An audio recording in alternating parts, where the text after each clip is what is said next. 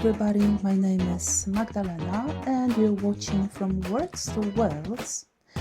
On this YouTube channel we present free English lessons, but we also talk about techniques which are useful if you are learning another foreign language.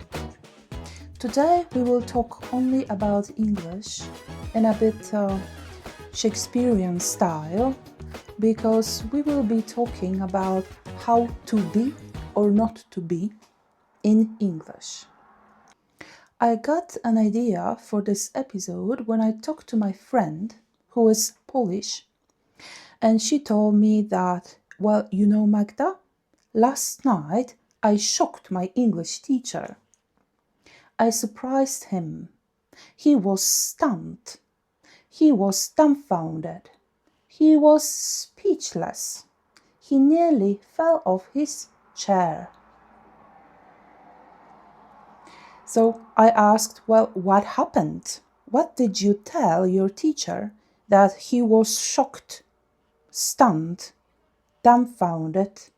He nearly fell off his chair. He was speechless. And she told me, you know, I said that in Polish language we can say raining, and for us it's a full sentence. We don't need a subject.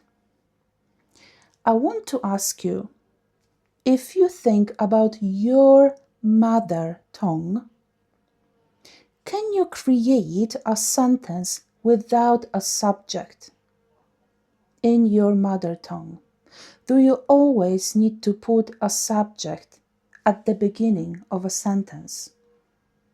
When you talk about weather, when you talk about that something simply exists, for example, a problem, joy, the world, a lot of good people in the world, do you need a subject at the beginning of a sentence? Do you need to say who first?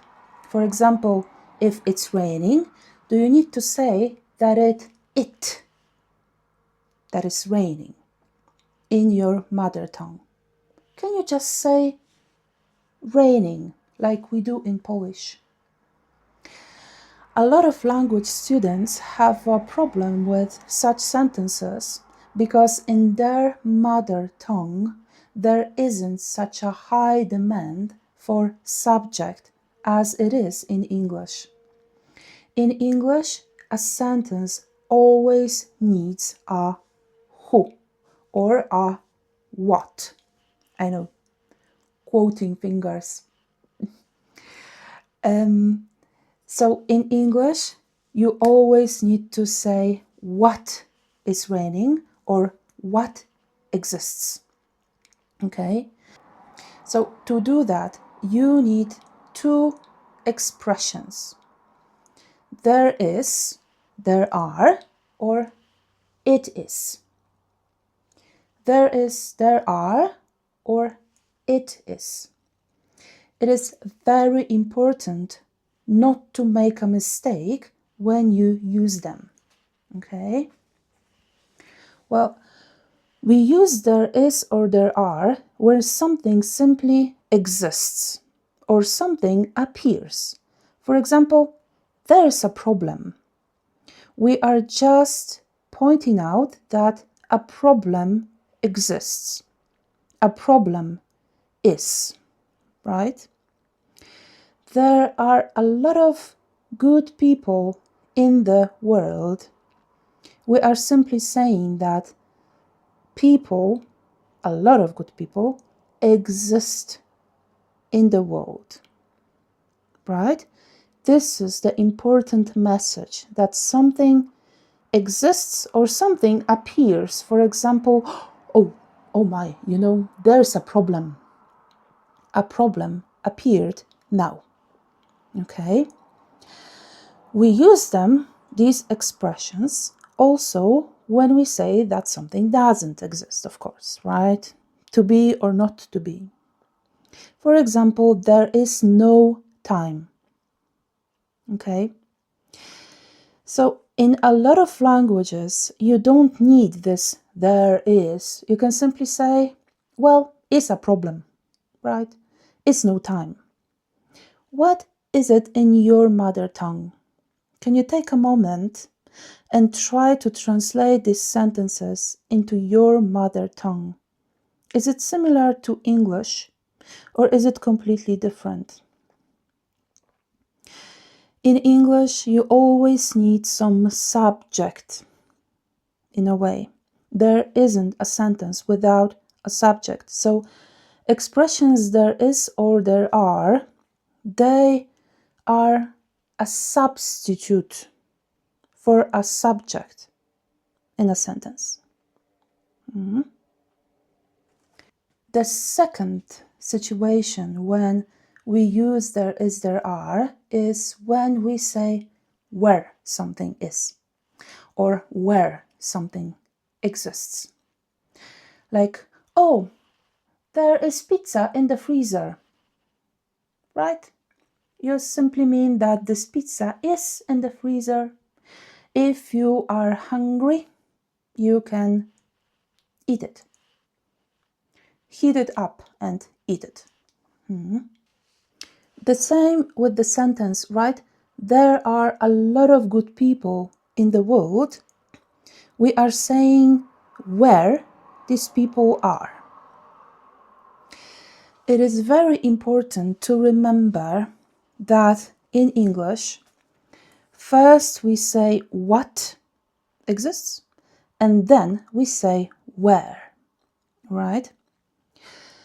How is it in your mother tongue? Because in Polish, the order is usually opposite. In Polish, very often first you say where and then you say what exists. There is more freedom. Is there more freedom in your mother tongue? English is very strict. First you say what and then you say where, right? There is a deer between the trees. So we have two trees and between them there is a deer. There is some coffee in the kitchen. Would you like some coffee? There's some coffee in the kitchen, right? There is beauty in simplicity, if we are in a bit philosophical mood. There is so much love in this family, right? So you use there is and there are in sentences that describe physical placement, like there is a spoon on the table. But you use these expressions also in abstract context, right? There is a lot of love in this family, right? There are some problems in this company. Okay? So it will make your life easier if you remember that after there is or there is a noun or a noun phrase. Okay? There isn't an adjective or adverb. Okay? So you cannot say, oh, there is good. It sounds so strange, right? You cannot say there is horrible. It's completely not correct. Okay?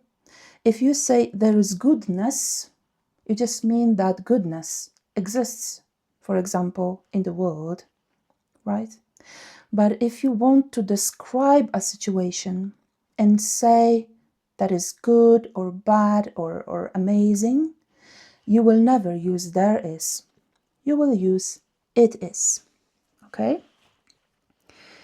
It is very simple. We use it to identify something. For example, we don't know what something is. You say, what is it? Oh, it's a cup, right?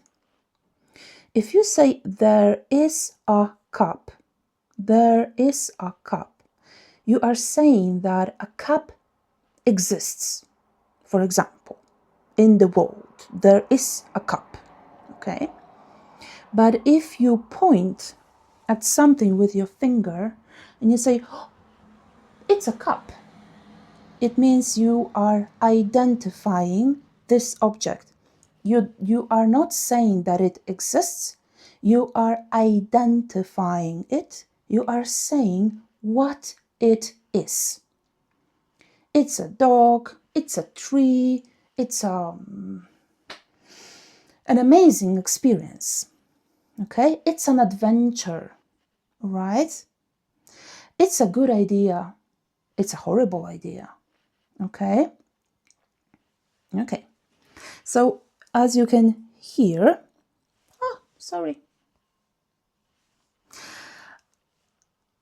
as you can hear, we use also it is to describe something, right? We use a lot of adjectives after it is.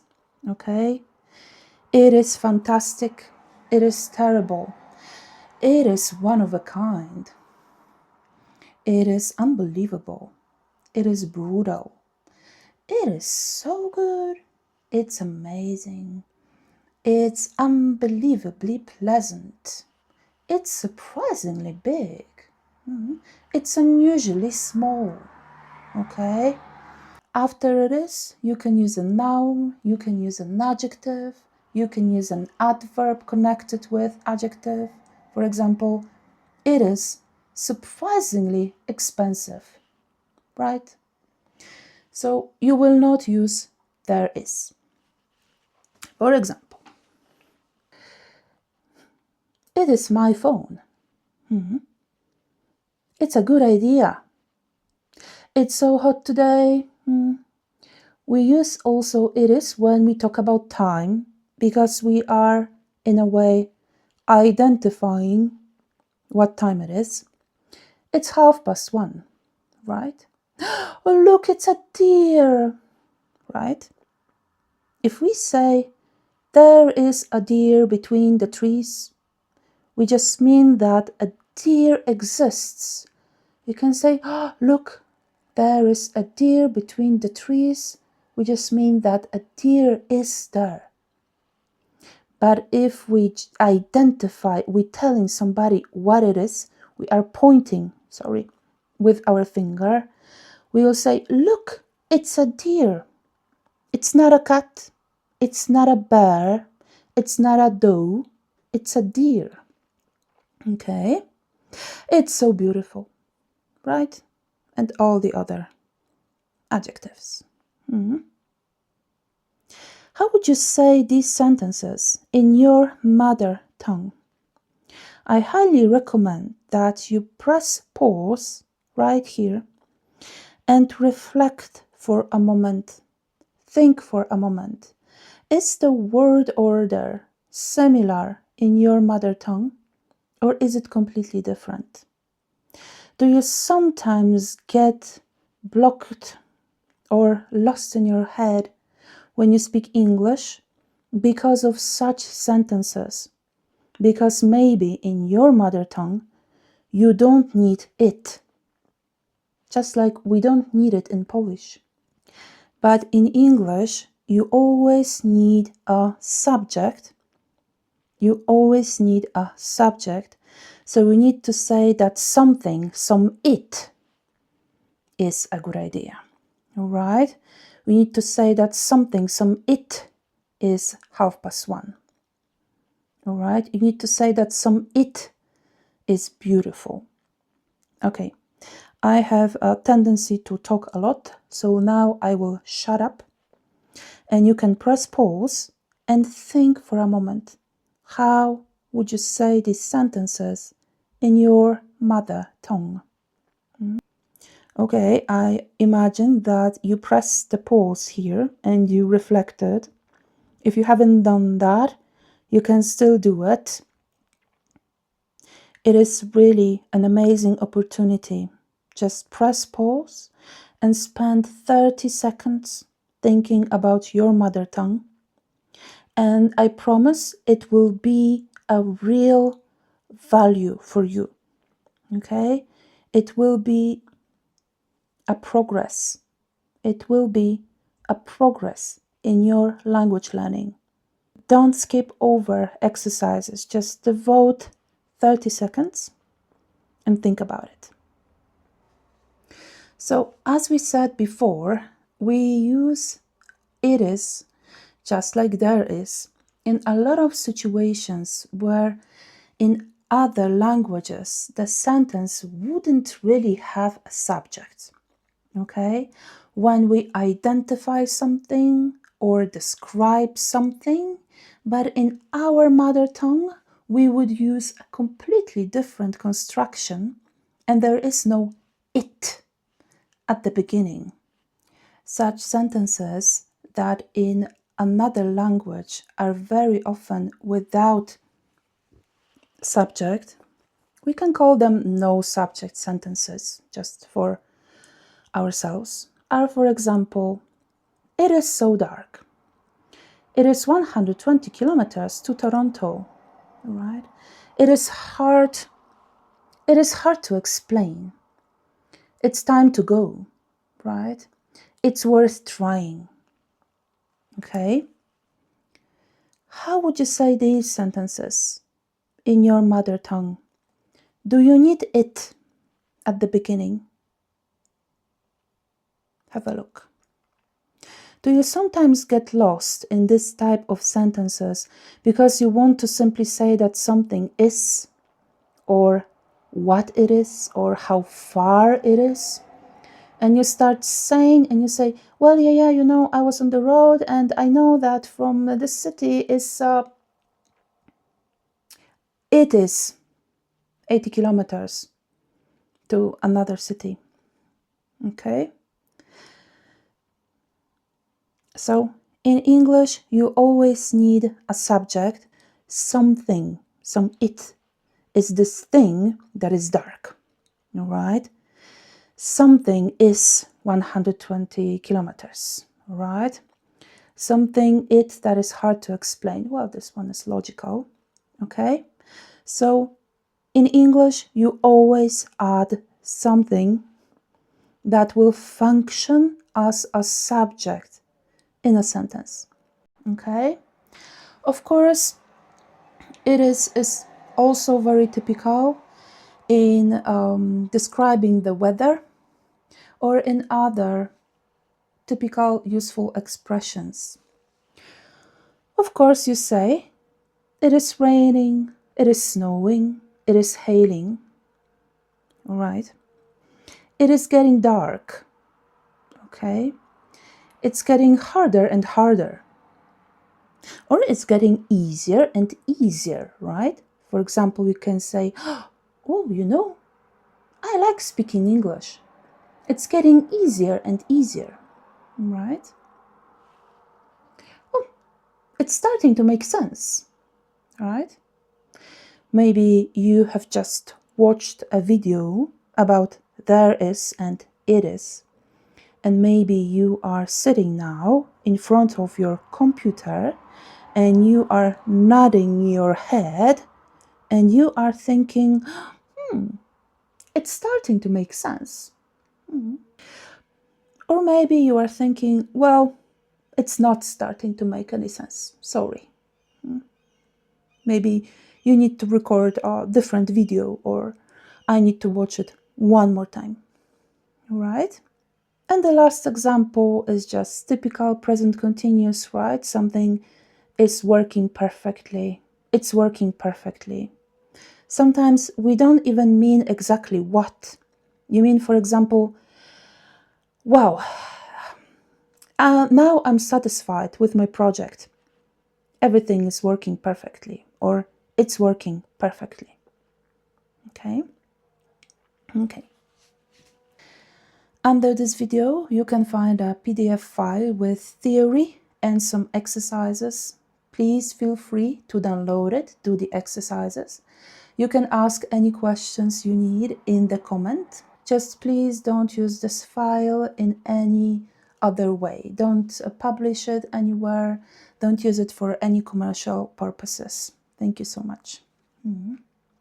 So this is why my friend's English teacher was dumbfounded and speechless and stunned and he nearly fell off his chair because he realized that other languages like Polish have completely different sentence structure than English, and very often they don't need a subject in a sentence.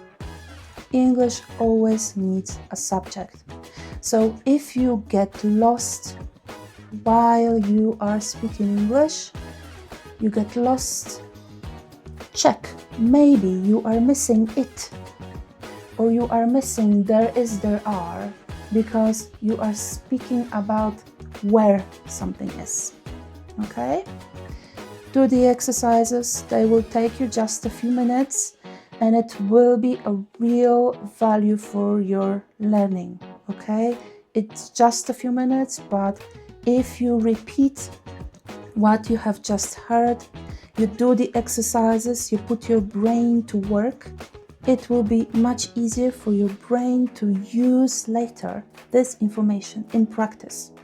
Okay? So, do the exercises, ask any questions you need. Thank you so much for watching, and see you next time.